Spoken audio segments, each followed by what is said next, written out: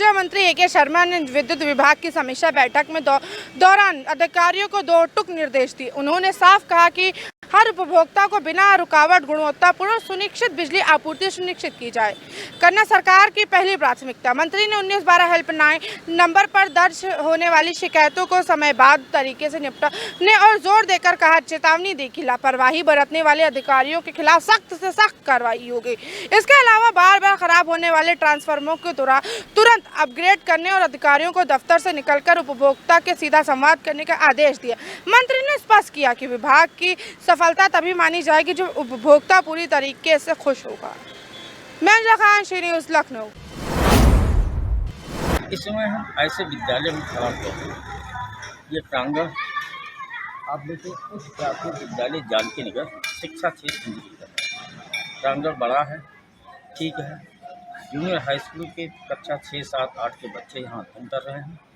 ये जो भवन आप देख रहे हैं एक लाइन से बने हुए हैं, केवल दिखावटी है, सबको कंडम घोषित किया जा चुका है। और यहाँ तीनों क्लास के बच्चे, वो आप देखिए यहाँ बच्चे एक कमरे में जो 18x20 या 15x20 का कमरा होगा उसी में अध्ययन कर रहे हैं। उसी में 3 शिक्षिकाएँ अध्ययन वहाँ शिक्षा दे रही हैं और एक जो प्रधानाध्यापिका किरण सिंह तो दूसरे कमरे में यहाँ कमरा बना हुआ वहाँ रहती है, जो विद्यालय का संचालन कर रही है। तीनों क्लासों में देखा गया कक्षा 6, 7, 8 कहने को किरण सिंह ने बताया कि कुल 47 बच्चे हैं, लेकिन उस कमरे में केवल 28-29 बच्चे मौजूद थे। एक एक करके बच्चों को उठाया गया कि कक्षा 6 के कितने हैं, कक्षा 7 के कितने हैं, कक्षा 8 के कितने हैं। मुश्किल से 8-10 बच्चे तीनों क्लासों में मौजूद हुए, लेकिन तीनों क्लासों की संख्या केवल 28 है। ऐसी स्थिति में जब सरकार द्वारा 50 बच्चों तक विद्यालयों को मर्ज किया गया, ये विद्यालय जहाँ 4 शिक्षक हैं मर्ज नहीं किया गया, ये तो सरकार जाने। फिलहाल एक ही क्लास में कक्षा से 6, 7, 8 तो शिक्षक वहाँ पढ़ा रही हैं। कि किस तरह से पढ़ाई हो रही है ये तो भगवान जाने। इसी के बगल इसका प्राथमिक विद्यालय है, जिसको भी हम दिखाते हैं प्राथमिक विद्यालय की स्थिति क्या है। जूनियर हाई स्कूल की स्थिति आप देख ही चुके हैं, प्राथमिक विद्यालय की स्थिति बताता हूँ। गोंडा से कैलाश। कौशल विकास मिशन निदेशक पुलकित खरे ने दीनदयाल उपाध्याय ग्रामीण कौशल योजना के तहत संचालित प्रशिक्षण केंद्रों का निरीक्षण किया। इस दौरान उन्होंने प्रशिक्षण छात्रों से बातचीत कर प्रशिक्षण के गुणवत्ता का जायजा लिया। युवाओं को संबोधित करते हुए कहा कि संपन्न और मेहनत के साथ किया गया कौशल विकास न केवल उन्हें आत्मनिर्भर बनाएगा बल्कि समाज और प्रदेश की तरक्की में भी योगदान होगा। उन्होंने जोर देकर कहा कि राज्य सरकार ग्रामीण युवाओं को रोजगार मुखी कौशल प्रशिक्षण के जरिए सशक्त बनाने के लिए पूरी तरह प्रतिबद्ध है। साथ ही प्रशिक्षण केंद्रों को पाठ्यक्रम की गुणवत्ता और रोजगार पारकर गतिविधियों में निरंतर सुधार के लिए जोर दिया। मैं खान, सी न्यूज़, लखनऊ। महाराजगंज जिले के ब्रिजमनगंज थाना क्षेत्र से एक हैरान करने वाला मामला सामने आया है। ब्रिजमनगंज थाना क्षेत्र के करमहा निवासी दिव्यांग बबलू के नाम से वर्ष 2016-17 में पेंशन कराने के नाम पर उसके आधार कार्ड और पासबुक को एक व्यवसायी के द्वारा लिया गया। दिव्यांग के नाम से पेंशन तो आज तक पास नहीं हुआ, लेकिन उसके नाम से फर्जी फर्म का रजिस्ट्रेशन करा करके जहां करोड़ों रुपए का व्यवसाय किया गया, वहीं दिव्यांग के नाम से जब 86 लाख रुपए का नोटिस आया तो उसके पैरों तले जमीन खिसक गई।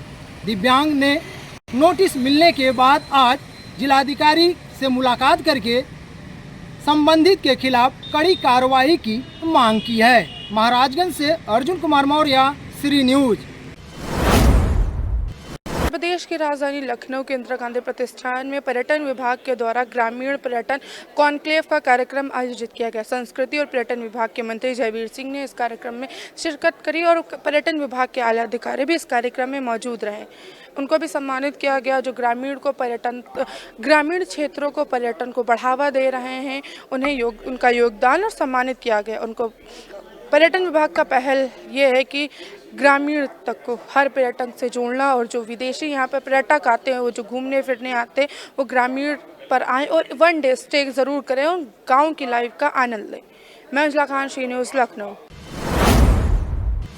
इस समय हम गोंडा के विकास भवन के प्रांगण में खड़ा हुआ हूँ और प्रांगण का यह पिछला हिस्सा है जिसमें आम जनता के लिए या जो विकास भवन में गांव से लोग आ रहे हैं, चाहे ग्राम प्रधान हो, जिला पंचायत सदस्य हो या क्षेत्र पंचायत सदस्य हो, उनके लिए इस सामुदायिक शौचालय का विकास भवन द्वारा निर्माण कराया गया।